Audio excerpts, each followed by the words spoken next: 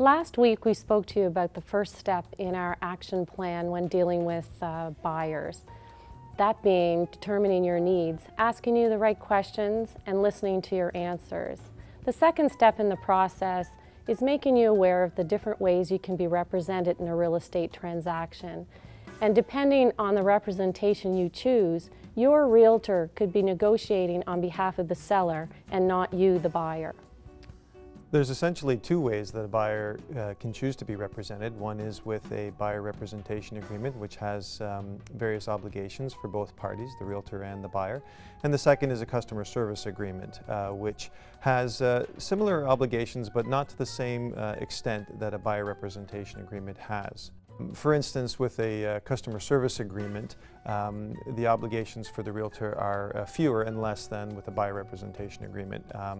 The obligations are to be fair and honest, as we always are, to give a full accounting to the buyer of everything that's going on during the process and the transaction, and thirdly, to obey, of course, all the legal and ethical guidelines that we as realtors are bound by under our governing legislation. And in addition to those, there's 5 other obligations and duties under buyer representation.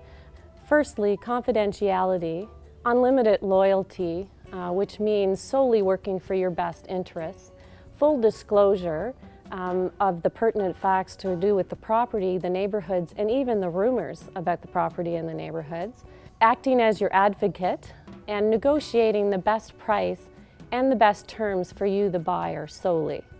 If you do come in and sign a buyer representation agreement, then we'll be obligated to show you this wonderful house, like the one that we're about to talk about, which is 160 Braemar Road in Henderson Place. This is a phenomenal custom-built brick bungalow built back in the early 60s. It's deceptive in size. It's about 1,900 square feet. Or some original hardwood flooring, some new bamboo flooring. Lots of updates as well, kitchens, bathrooms, decorating, and it has a really spectacular backyard. It's a phenomenal home. There's an open house this Sunday from 2 to 4, and we welcome all of you to come out and attend. You will definitely not be disappointed. It's a very, very impressive home.